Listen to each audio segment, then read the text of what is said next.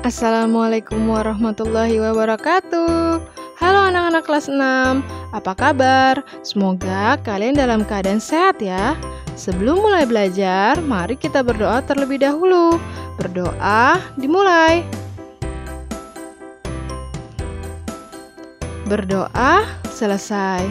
Kali ini masih dengan Bu Vindi, kita akan belajar tema 8, Bumiku, subtema 3, Bumi, Matahari, dan Bulan, pembelajaran 4.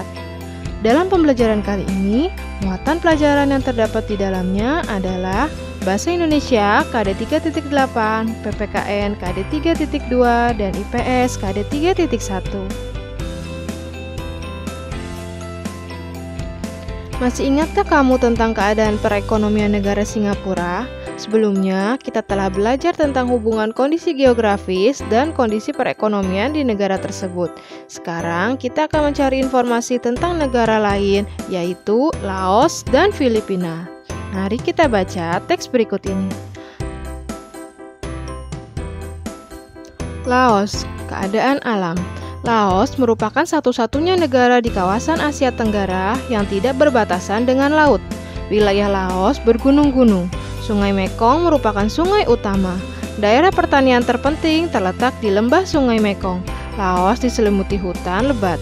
Laos juga memiliki dataran tinggi dan beberapa dataran rendah. Hasil utama. Hasil tanaman pangan utama Laos adalah padi dan jagung. Hasil hutan utama berupa kayu jati. Barang ekspor utama Laos antara lain kopi, kapur, barus, dan kulit binatang. Barang impornya terutama minyak bumi, mesin-mesin, dan beras.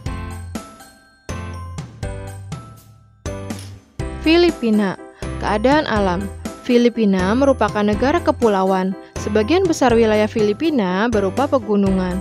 Gunung api yang terdapat di Filipina antara lain Gunung Mayon, Gunung Taal, Gunung Pinatubo. Sekitar 40% wilayah Filipina berupa hutan. Hasil hutan yang menonjol antara lain kayu bonian, kayu cedar, kayu eboni, kayu pinus, dan kayu mahoni. Hasil utama. Sebagian besar penduduk Filipina bermata pencarian sebagai petani. Hasil pertanian utama antara lain pisang, jeruk, kelapa, kopi, tembakau, dan tebu. Tanaman pangan utama adalah padi dan jagung. Hasil ternak utama adalah sapi perah. Hasil tambangnya terutama emas, perak, dan tembaga. Hasil industri utamanya adalah tekstil, kertas, dan gula. Nah, anak-anak, dari informasi yang kita baca tadi, apakah ada persamaan dan perbedaan yang kita temukan mengenai keadaan perekonomian di Laos dan Filipina? Pastinya ada ya. Persamaannya adalah Laos dan Filipina sama-sama negara agraris, yaitu negara yang sebagian besar penduduknya berprofesi sebagai petani. Perbedaannya, negara Laos tidak memiliki laut, sedangkan negara Filipina memiliki laut. Wilayah Laos terkurung daratan, sedangkan Filipina terkurung lautan. Nah, itulah beberapa persamaan dan perbedaan negara Filipina dan negara Laos. Jika kamu mencari tahu lebih banyak, pasti masih ada lagi beberapa perbedaan dan persamaan negara Laos dan negara Filipina. Keadaan geografis Filipina hampir sama dengan keadaan geografis Indonesia. Hasil perkebunan dan pertaniannya pun hampir sama. Petani adalah mata pencarian yang ditemukan di Filipina dan Indonesia. Banyak sekali petani yang sukses dan berhasil. Ayo kita baca kisah salah satu petani di Indonesia yang berhasil. Kisah petani cabai sukses untungnya menggiurkan. Pensiun dari pekerjaan sebagai aparatur sipil negara tak membuat Imam Pusno berhenti berusaha untuk hidupnya. Pria yang sebelumnya berstatus guru ini justru sukses bertani cabai. Hasilnya bahkan melebihi penghasilan tetapnya tiap bulan. Berikut kisahnya. Sudah 4 tahun ini, Imam bergelut dengan tanaman cabai lokal. Ia menanam komoditas yang kini harganya selangit itu di atas tanah seluas sekitar 1 hektar di Desa Natai Raya, Kecamatan Arut Selatan, Kabupaten Kota Waringin Barat, Kobar, Kalimantan Tengah. Dalam 1 tahun, Imam mengaku bisa meraih untung hingga 100 juta rupiah dengan masa 2 kali panen. Itu dilakoninya sendiri tanpa dibantu petani lainnya.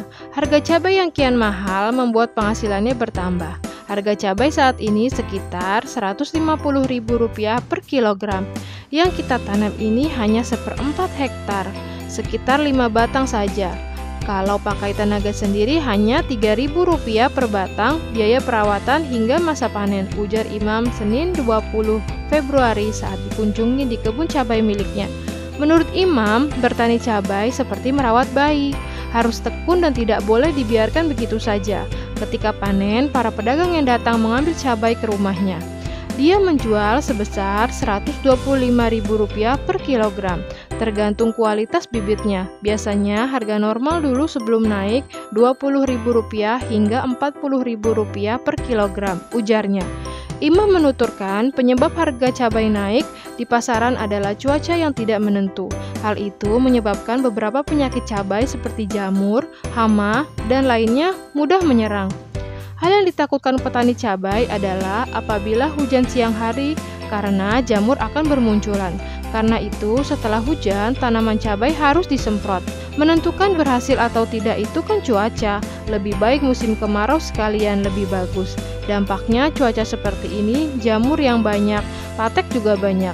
Makanya 2 kali sehari disemprot tidak menutupi gagal panen, katanya. Sementara itu, Kasih Produksi Hortikultura, Dinas Tanaman, Pangan, Hortikultura dan Perkebunan Kabupaten Kobar, Legiman mengatakan, petani cabai di Kobar paling banyak berada di Kecamatan Pangkalan Lada dan Arut Selatan. Cabai lokal di Kobar sudah bisa memenuhi kebutuhan pasar. Sebagian dipasok dari Jawa. Sekarang ini rata-rata cabai di pasaran sudah disuplai petani lokal dan kualitasnya juga bagus, tandasnya. Keberhasilan petani Imam Kusno tidak luput dari upaya dan kerja keras yang ia lakukan. Pak Imam Kusno sangat memperhatikan tanaman cabai yang ia tanam. Ia memperhatikan dan mengamati pengaruh cuaca terhadap keberhasilan pertaniannya. Keberhasilan pertanian sangat bergantung pada faktor-faktor alam seperti cuaca, ketersediaan air, kesuburan tanah, dan lainnya. Alam sudah banyak memberikan manfaat bagi kehidupan manusia. Setiap warga negara pasti menginginkan lingkungan hidup yang baik dan sehat. Undang-Undang Republik Indonesia Nomor 32 Tahun 2009 mengatakan bahwa lingkungan hidup yang baik dan sehat merupakan hak asasi setiap warga negara. Hak asasi adalah hak-hak dasar yang dimiliki setiap pribadi manusia sebagai anugerah Tuhan yang dibawa sejak lahir. Hak asasi dimiliki oleh setiap manusia tanpa membedakan jenis kelamin, usia, agama, dan status sosial. Nah, coba ya kita lihat infografis berikut ini yang menginformasikan berbagai hak asasi manusia.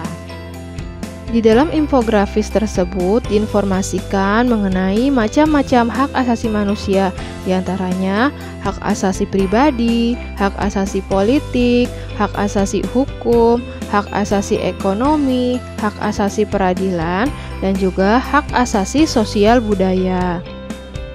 Setiap warga negara memiliki hak untuk mendapatkan pekerjaan dan juga memiliki kehidupan layak. Seperti Pak Imam Kusno yang berusaha memiliki kehidupan yang layak dengan cara menjadi petani cabai. Petani merupakan salah satu profesi yang ditekuni oleh sebagian besar masyarakat Indonesia. Dan masih banyak lagi macam-macam mata pencarian yang dapat kita temukan di lingkungan sekitar kita. Nah, anak-anak, tugas kalian analisislah setiap jenis mata pencarian dan identifikasilah bagaimana seseorang dengan menjalani mata pencarian tersebut. Kerjakan pada buku latihan tematik kalian dan jangan lupa kirimkan jawabannya kepada guru kalian.